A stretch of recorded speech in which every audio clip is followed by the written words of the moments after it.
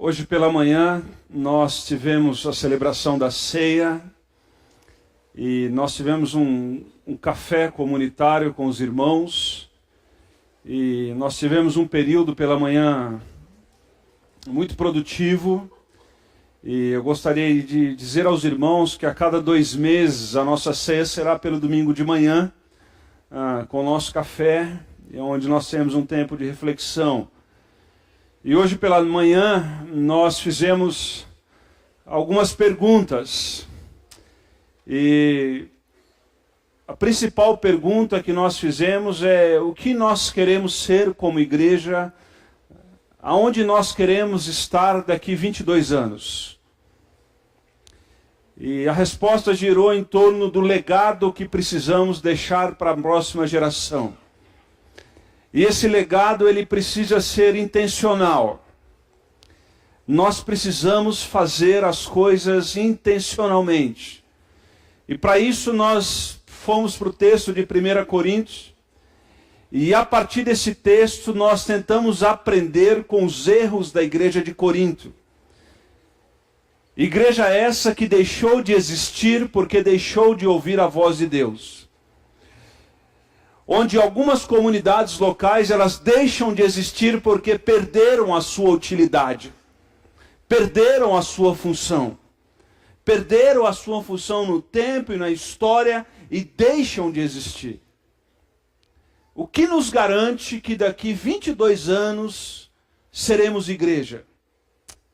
Eu sei que tem um grito ufanista que vai dizer que as portas do inferno não prevalecerão contra a igreja. Sim, mas o texto não fala da igreja local. O texto fala da igreja de Cristo espalhada na face da terra. A igreja local, ela precisa avaliar a sua missão a partir do texto sagrado. E a sua prática precisa ter a ver com a percepção da missão. Portanto, nessa noite eu gostaria de continuar falando sobre isso. E gostaria de dizer que gostaria de pregar aos irmãos a responsabilidade que temos como igreja de continuar a ser igreja. Isso exige responsabilidade numa geração onde as pessoas não querem ter mais responsabilidade. Uma geração onde tudo é líquido, onde tudo é descartável. O Senhor nos chama ao cumprimento da sua missão. E eu pensei e caí no livro de Jonas. E eu gostaria que você abrisse as escrituras no livro de Jonas. E eu gostaria de mais uma vez conversar com os irmãos sobre o profeta Jonas. E via de regra nós aprendemos desde criança que Jonas é o livro da baleia. Jonas é o livro do grande peixe que engoliu o profeta teimoso. E a pergunta é, por que esse profeta era teimoso? Por que esse profeta foi como foi? E o que esse livro pode nos ensinar hoje como igreja de Cristo Jesus? A palavra de Deus diz em Jonas capítulo 1, versículo 1, que a palavra do Senhor veio a Jonas, filho de Amitai. Vocês já ouviram e eu gostaria de repetir isso. Jonas era de uma família de profetas. Seu pai era Amitai. Amitai era um profeta. E Jonas vive numa época onde ele vai profetizar para o reino do norte, quando as tribos são divididas, e há o reino do norte, onde a capital é Samaria, Israel, e o reino do sul, as 2 tribos do sul, a capital Jerusalém. O reino do norte é levado em 722 pelo Império Assírio e nunca mais existe. O reino do sul é levado em 3 vezes para a Babilônia e eles retornam, mas o reino do norte nunca mais volta. E o clima que está no livro de Jonas são os ninivitas invadindo o reino do norte, prestes a invadir o reino norte. Nínive, geração, país de pessoas império de pessoas extremamente cruéis. E Jonas era filho de quem? Amitai. Amitai era um profeta. E era uma praxis do Império Ninivita, quando invadisse um território, eles faziam 3 coisas que vocês já sabem, mas vamos repetir. Os ninivitas invadiam e destruíam um templo, para que aquela nação não tivesse nenhuma referência de Deus. Os ninivitas chegavam em determinadas cidades e destruíam toda a dinastia, toda a família real e seus parentes, para que não tivesse nenhuma possibilidade de um possível motim contra o império. E em terceiro lugar, quando os ninivitas chegavam num determinado país, e iria acontecer com Israel no Reino do Norte, onde Jonas estava com a sua família, os ninivitas chegavam e destruíam a família do profeta, para que a nação não ouvisse mais a voz de Deus. Portanto, a história diz que por 14 vezes os ninivitas tentaram invadir Israel, o Reino do Norte, durante a infância e a juventude de Jonas. Por 14 vezes Jonas ouviu que os ninivitas estão chegando, e se os ninivitas chegassem, a família de Jonas seria morta, a família de Jonas seria destruída. Logo, o Senhor Deus está gerando uma crise em Jonas. Qual é a crise em Jonas? A salvação dos ninivitas seria a morte da família de Jonas. Há uma ferida aberta no coração do profeta. E é por isso que o profeta não deseja a salvação dos ninivitas. O grande sonho de Jonas era escrever Naum e não Jonas. Porque Naum diz que Deus vai destruir os ninivitas. Mas Naum é escrito 100 anos depois. Na verdade, o que Jonas queria dizer não é se Deus é por nós, quem será contra nós? O que Jonas iria dizer é que se Deus é contra nós, quem será por nós? O grande sonho de consumo de Jonas era escrever que Deus iria acabar com os ninivitas. O grande sonho de Jonas era ser o profeta Naum. Deus vai destruir vocês. Mas 100 anos antes, o Senhor chama Jonas a pregar a uma nação da qual existia a possibilidade daquela nação matar toda a sua família. Há uma crise aberta no coração de Jonas. E a história de Jonas é a minha e a sua história. É a história de pessoas que insistem em fugir daquilo que Deus tem para eles, porque eles querem ter o controle da história, e esquece que quem tem o controle da história é Deus. E Jonas é o primeiro relato de Deus mandando um profeta pregar a uma nação que não é Israel. É o Deus que agora as fronteiras de Israel é aberta e agora vai pregar a outros povos. Agora não mais os povos chegam a Israel para ouvir o evangelho. Agora Deus manda um dos seus a pregar a outros povos. E vocês conhecem a história. Vocês conhecem a história que Jonas foge. Jonas foge. Jonas foge. E a palavra de Deus diz: vá depressa à grande cidade de Nínive e pregue contra ela, porque a sua maldade subiu até a minha presença. Verso 3. Mas Jonas fugiu da presença do Senhor, dirigindo-se para outro lugar. É como se Deus falasse: vá para São José, Jonas vai para São Paulo. A diferença é que ele foge 1.300 quilômetros. Sabe por quê? Porque Jonas foge? Porque Jonas tem feridas abertas no coração. Tem mágoa. Tem rancor. E Provérbios vai dizer, no capítulo 4, sobre tudo que se deve guardar, guarde o quê? O seu coração.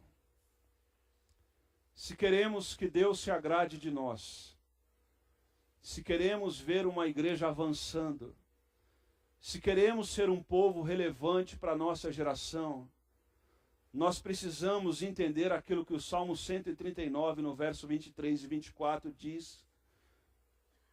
Que nós precisamos todo dia fazer essa oração ousada a Deus e dizer: Senhor, sonda o meu coração. Sonda o meu coração, e se há algo que desagrada ao Senhor, que o Senhor faça o quê? Que vá para um culto de libertação. Que pague o dízimo. Que toque nas vestes do profeta fulano de tal. Não. O que o texto diz? Se há algo em mim que desagrada ao Senhor, que o Senhor faça o quê? Tire. E me guie por caminhos que são eternos. Essa luta entre a minha incapacidade de escolher o caminho bom e a minha necessidade de ser guiado por Deus quando o meu coração está ferido. E qual é o resultado de um coração ferido diante de Deus? O primeiro resultado na vida de Jonas, e que nós precisamos tomar cuidado como igreja, sabe qual é? Vocês sabem da história, eu não vou me ater à história, e sim alguns versículos e fazer algumas aplicações. O versículo 8 diz: por isso os marinheiros perguntaram a ele, vocês conhecem a história, diga-me quem é o responsável por essa calamidade, qual é a sua profissão, de onde você vem, qual é a sua terra, e que povo você pertence? E Jonas responde o seguinte, verso 9, o que é que ele fala no verso 9, vamos dizer?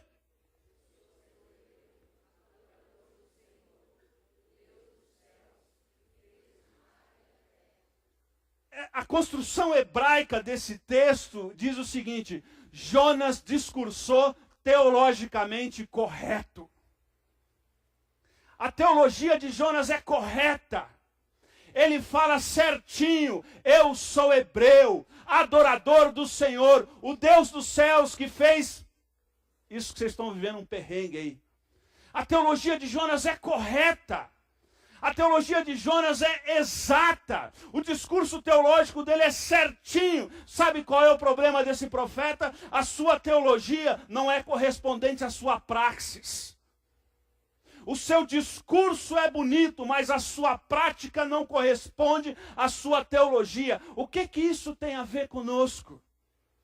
Não basta discursar uma teologia sadia, é preciso ter vida que corresponda a essa teologia, amém?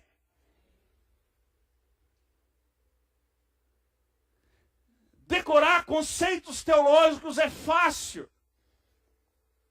Decorar versículo para acusar o pecado do outro é fácil. Decorar frases e postar que nem sabe de quem é fácil. Mas o grande chamado da igreja não é decorar teologia. O grande chamado da igreja é proclamar o evangelho com os lábios e com a vida. Esse é o grande chamado da igreja. Logo, a nossa teologia ela deve ser ortodoxa. Mas a nossa praxis precisa apontar para o nosso discurso. Amém, irmãos? A teologia de Jonas era perfeita, mas o coração dele estava ferido. O coração dele estava distante da realidade. E quando o coração nosso está distante da realidade, nós somos piores do que os pagãos marinheiros. Porque lembra no texto que os marinheiros estão clamando a Deus. E aonde o profeta de Deus está? No barco dormindo. Sabe por quê? Porque o discurso é certo, mas a vida não acompanha o discurso. Se queremos ser uma igreja relevante numa cidade, se queremos daqui 22 anos deixar um legado para essas crianças de nossa igreja, precisamos ter a consciência de que a nossa vida precisa acompanhar a nossa teologia, amém? A nossa praxis. Ela precisa ser compatível com o nosso discurso. Eu me lembro de quando o evangelho chega a Antioquia, ao Pentecoste em Jerusalém. A igreja é impactada com a descida do Espírito Santo, o cumprimento da profecia de Joel. E ali Pedro prega uma mensagem, e depois que Pedro prega a mensagem, o texto sagrado, Lucas narra e diz que eles sentiam os seus corações compungidos, e a palavra ali grega é picada de abelha. Eles não sabiam que já levou uma picada de abelha? A palavra ali é como se levasse eles sem saber o que fazer. E ali o texto diz que há um acréscimo na igreja de Jerusalém. Mas sabe o que acontece com a igreja de Jerusalém? Ela se ilude nos seus discursos. Ela se ilude com as suas estruturas de império gospel. Ela se ilude com seus congressos. Ela se ilude com coisas que não tem nada a ver com o reino de Deus, com a proclamação, com viver o evangelho. E sabe o que acontece? Deus manda perseguição a Jerusalém.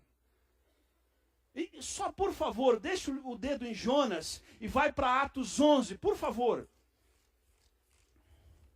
Atos capítulo 11. Atos capítulo 11, a partir do verso 19. Atos 11, a partir do 19. Os que tinham sido dispersos por causa da perseguição desencadeada com a morte de quem? Estevão. Chegaram a Fenícia, Chipre e aonde? Uma cidade de 480 quilômetros ao norte. Esses irmãos foram levados para lá por causa da perseguição desencadeada em Jerusalém. A igreja perde a sua identidade, o porquê existe. Agora esses irmãos sobem. E agora no verso 20 diz o seguinte: alguns deles, todavia cipriotas e sirineus, foram a Antioquia e começaram a falar também aos gregos, contando-lhes o quê? Agora cá entre nós, tem nome de alguns dos apóstolos até então no texto que eu li? Sabe quem que subiu para Antioquia e anunciou as boas novas depois da perseguição em Jerusalém? O povo. O povo. O povo. Não foram os profissionais da religião. Foi o povo. Foi o povo que entendeu a missão. Foi o povo que entendeu que o nosso discurso tem que ser igual à nossa prática. E agora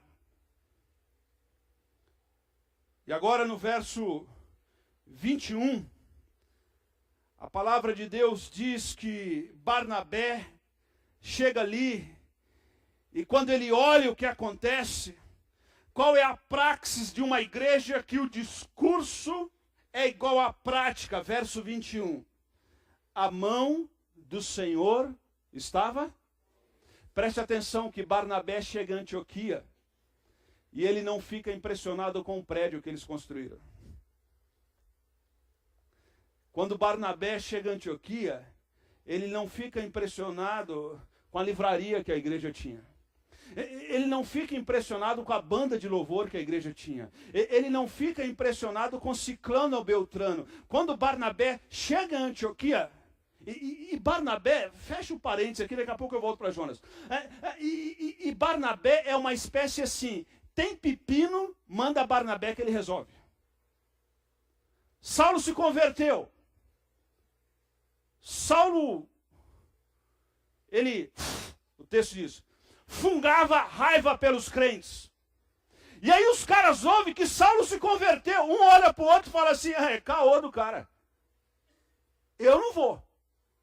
E aí um olha para o outro e fala, eu não vou. Manda quem? Para ver se o cara se converteu? Barnabé. Não é à toa que o cara é chamado pai do quê?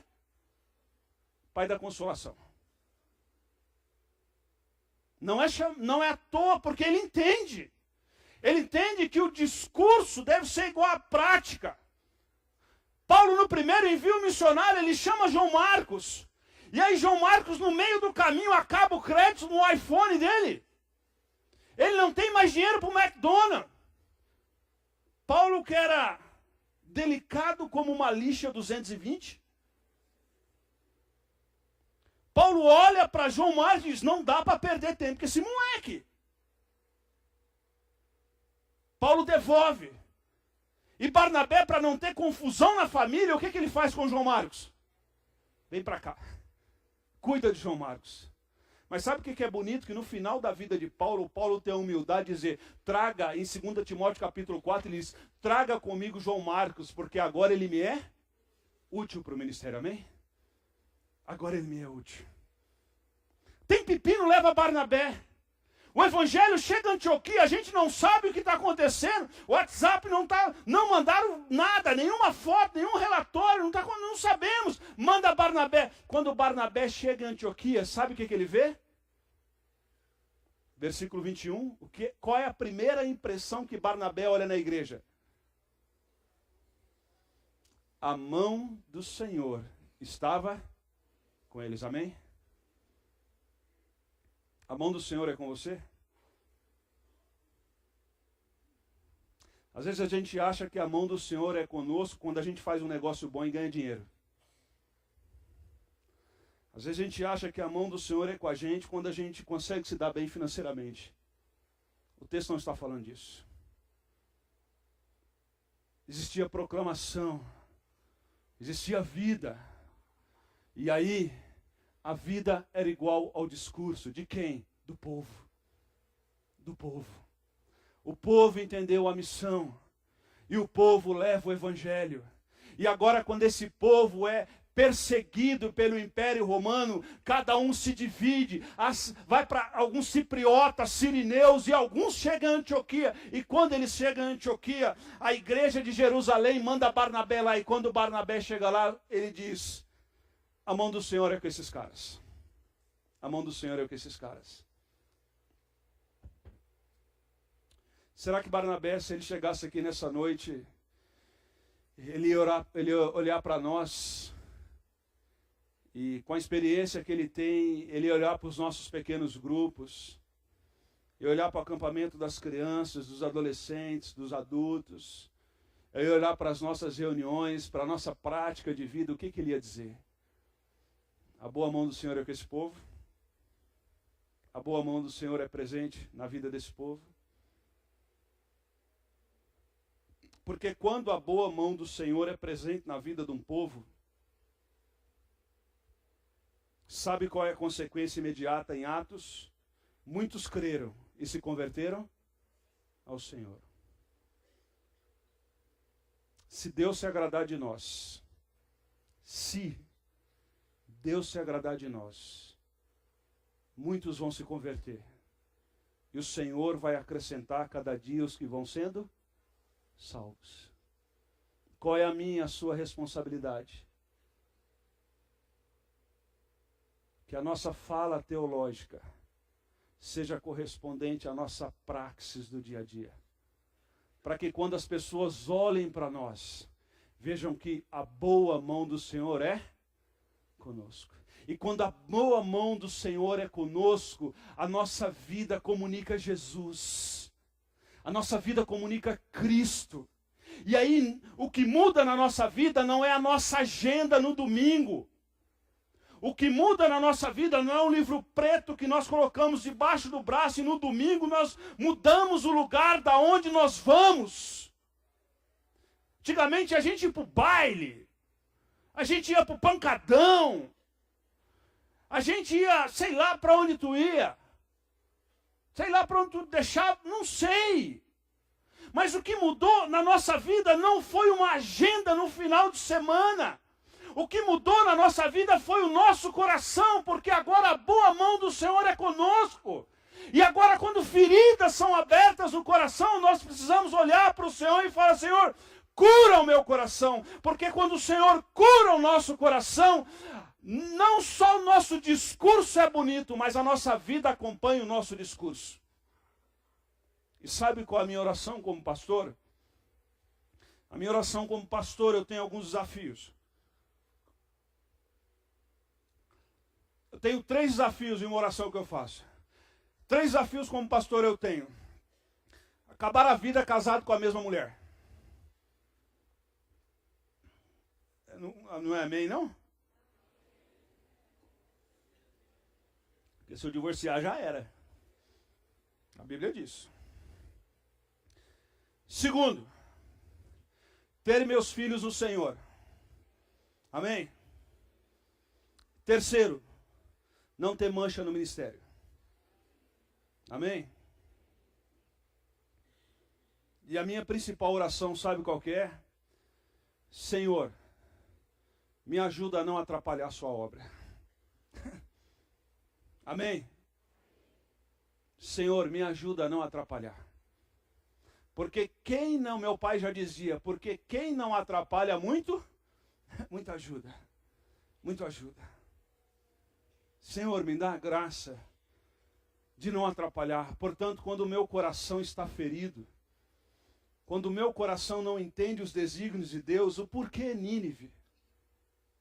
Por que Nínive? Pô, Deus, tu vai salvar o Maluf? Pô, salva o Marcola. Marcola faz alguma coisa boa, pelo menos.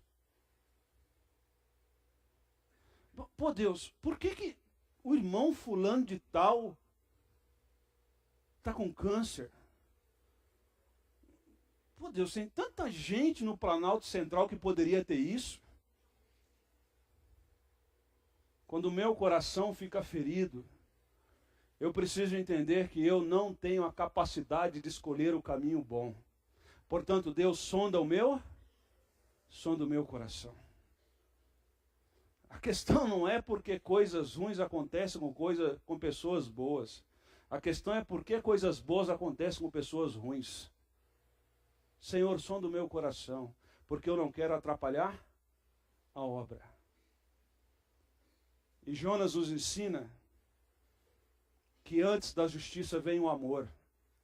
Por isso que Jonas é antes de Naum.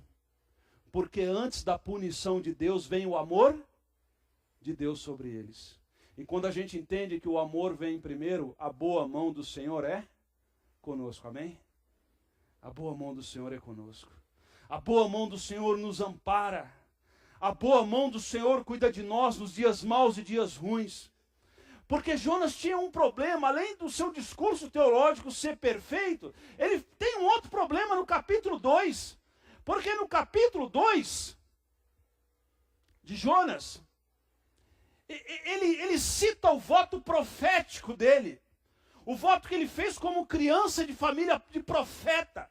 E qual era o voto profético de Jonas? O voto profético de Jonas era o seguinte: falarei o que o Senhor mandar e irei aonde o Senhor me enviar.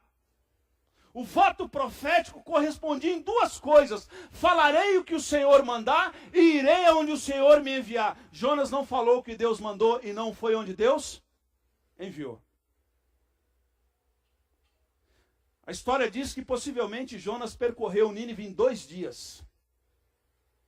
E levaria de 3 a 4 dias para percorrer Nínive. E é perfeitamente possível no capítulo 4 que Jonas pregou em aramaico. Sabe o que isso quer dizer?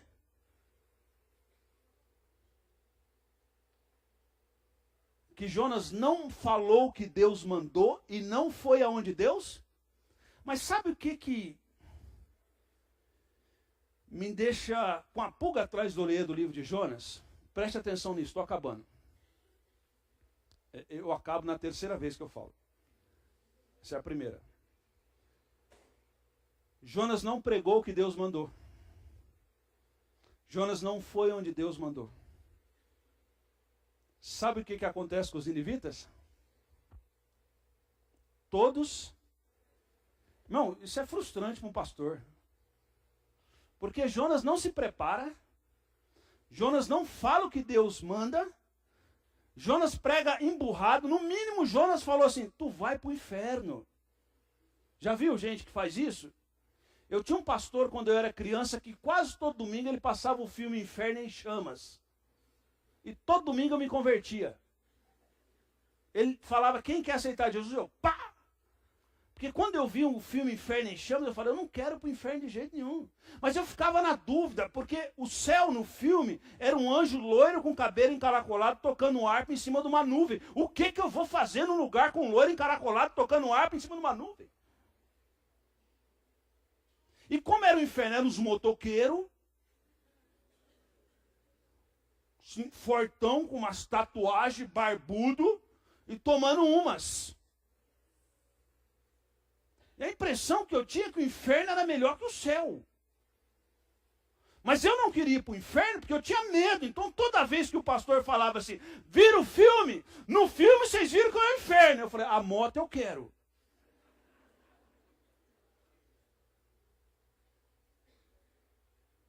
Não é isso que Jonas. Mas Jonas nos frustra, sabe por quê? Porque ele não fala o que Deus manda. Ele não vai onde Deus manda.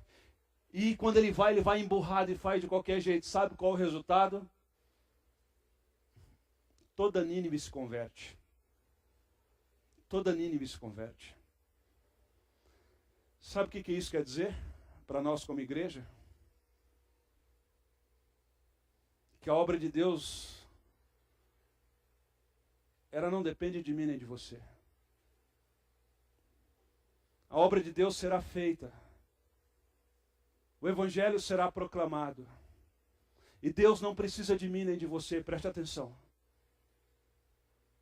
Porque se você não deixar ser usado por Deus, Deus vai usar outro.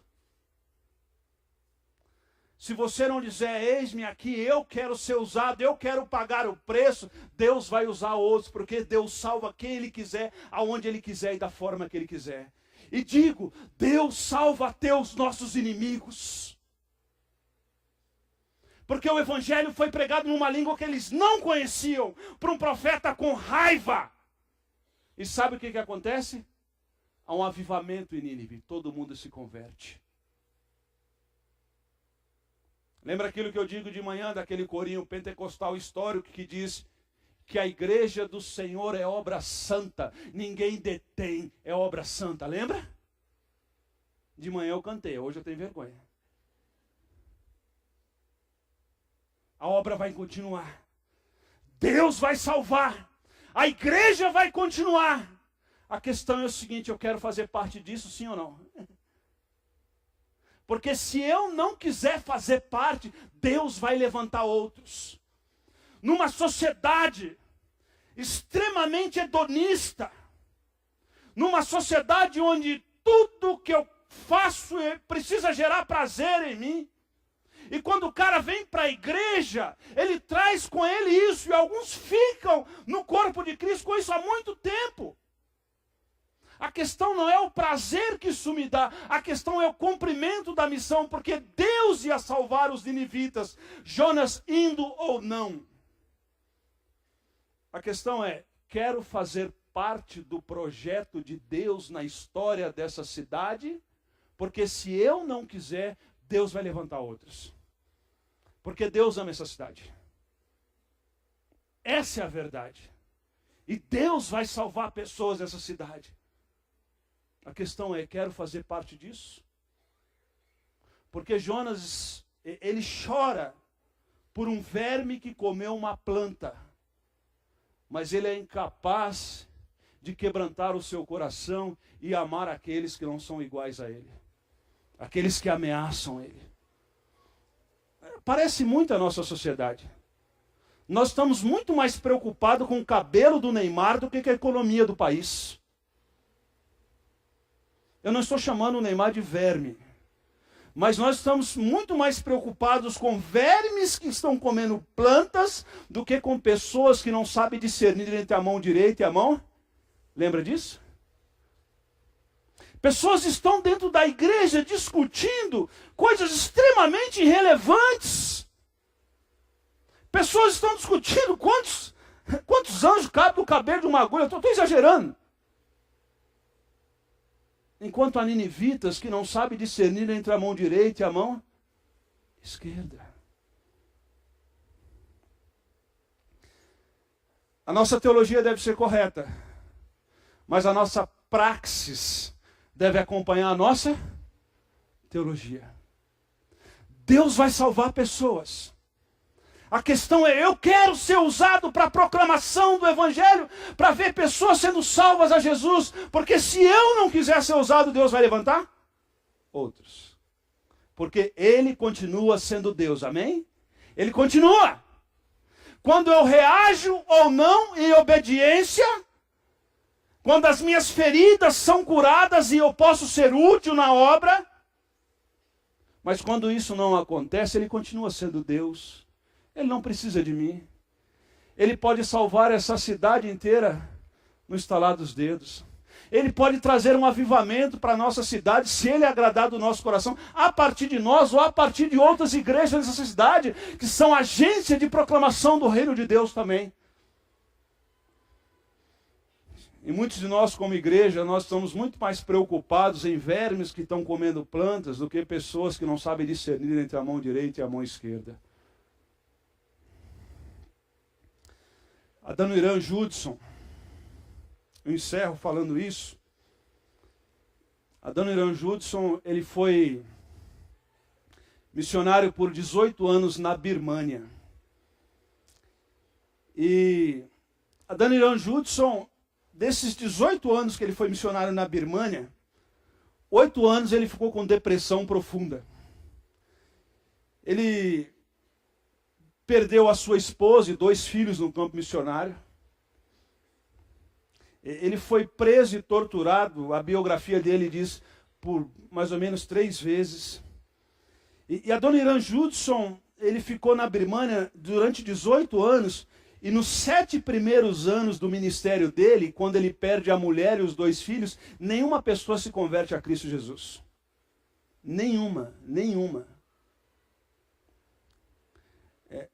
Já imaginou um negócio desse? Um pastor, um missionário no campo, perde a mulher, perde os 2 filhos, e durante 7 anos ninguém se converte a Cristo Jesus. Imagine isso. E por volta de 8 a 10 anos ele sofre depressão. Adoniran Judson, ele pega um papel, pega lá um lápis, alguma coisa, e escreve um folheto. E esse folheto, ele responde a seguinte pergunta: quem é Jesus? E ele começa a distribuir esse folheto. E ele chega para um outro missionário e pede a opinião do missionário. O missionário fala: você está perdendo seu tempo, chefe da missão. E ele começa a distribuir na Birmânia aquele folheto: quem é Jesus, quem é Jesus. 12 anos depois que ele chegou na Birmânia, ele ouve falar que no interior da Birmânia uma pessoa se converteu a Cristo Jesus, e ele vai lá perguntar como aquele camarada se converteu a Cristo Jesus. E quando ele chegou lá, esse camarada diz: não, alguém escreveu um folheto, quem é Jesus, muito mal escrito. E eu achei esse folheto na rua, peguei, li e encontrei Jesus. 12 anos depois. 18 anos depois que Adoniran Judson chegou na Birmânia, existiram 63 igrejas instituídas. Mais de 2.000 líderes treinados naquele lugar. A Birmânia mudou de nome. E hoje a Birmânia chama Mianmar. E Mianmar é um dos países mais fechados para o evangelho no mundo. E um historiador inglês foi em Mianmar e fez um levantamento e falou assim: o porquê que um país que é fechado ao evangelho tem mais de 1 milhão de discípulos de Cristo Jesus? Então ele começou a procurar aqueles discípulos de Cristo Jesus e perguntou. E alguém disse assim: a minha mãe se converteu através do meu avô, do meu bisavô, do meu tataravô. E o meu tataravô achou um folheto que estava escrito quem é Jesus. E aí ele começou a puxar, começou a perguntar. E sabe o que ele começou a ver? Que a grande maioria das pessoas que se converteram a Jesus na Birmânia, que hoje é Mianmar, se converteram a Jesus porque alguém lá no passado achou um folheto muito mal escrito. Quem é Jesus se converteu, e hoje um dos países mais fechados do mundo tem mais de 1 milhão de convertidos a Cristo Jesus. Deus vai salvar quem Ele quiser, aonde Ele quiser e da forma que Ele quiser. Para Adoniran Judson, durou feridas no coração, 8 anos de depressão, perdeu sua mulher no campo e seus 2 filhos, perdeu todo o seu sustento, porque quando ele mandava relatórios para a sua igreja, não tinha nenhum salvo. Mas Apocalipse diz que diante do trono do Cordeiro haverá gente de toda tribo, língua e nação. E diante do trono de Cordeiro vai ter birmaneses que creram em Jesus. Sabe por quê? Porque um dia um homem teve o coração ferido, deixou com que Deus o curasse. E hoje tem mais de 63 igrejas, mais de 1 milhão de crentes que entenderam quem é Jesus. Que Deus nos ajude. Que o nosso discurso seja igual à nossa praxis.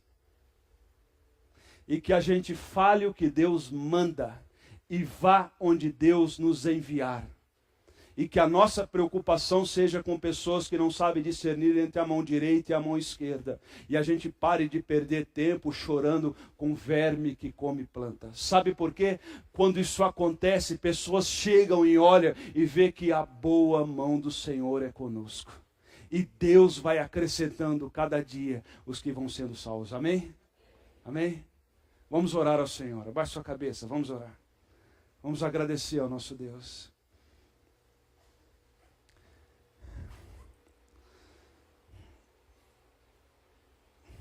Gostaria de fazer 2 orações com os irmãos. A primeira oração é a seguinte: Senhor, não permita, se você sentir à vontade, diga assim para Deus, não permita que eu atrapalhe a tua obra. Tem misericórdia de mim. Eu quero falar o que o Senhor manda, eu quero ir onde o Senhor me enviar. Peça a Deus em oração que sejamos uma igreja não só com um discurso teológico equilibrado, mas que o nosso povo entenda que o nosso testemunho precisa acompanhar o nosso discurso. E que a gente não perca tempo como igreja com vermes que estão comendo plantas, e sim com pessoas que não sabem discernir entre a mão direita e a mão esquerda. Porque Deus vai salvar pessoas. E eu quero participar da proclamação. E a gente pode dizer: Senhor, usa-me, Senhor, usa-me nos próximos anos. Usa-me amanhã. Usa-me. Talvez o teu testemunho não é bacana, não é legal. E talvez essa noite você vai dizer: Senhor, aonde eu tenho ido, a minha vida não tem correspondido a Jesus. Tem misericórdia de mim.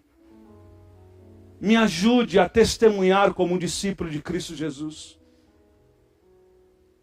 Talvez o seu coração está ferido nessa noite e a gente pode dizer para Deus: Senhor, eu não consigo escolher o caminho bom.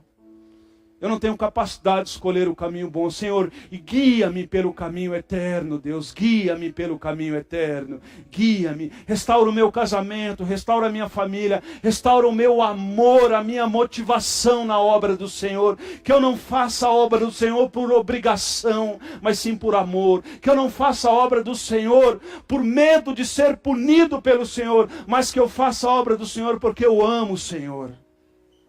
E o amor do Senhor me constrange. O amor do Senhor me faz falar. O amor do Senhor me faz viver. O amor do Senhor me faz viver na expectativa que a qualquer momento o Senhor pode fazer um milagre. E se o Senhor se agradar de nós, Ele fará milagres. Que Deus nos abençoe. Que Deus tenha misericórdia de nós.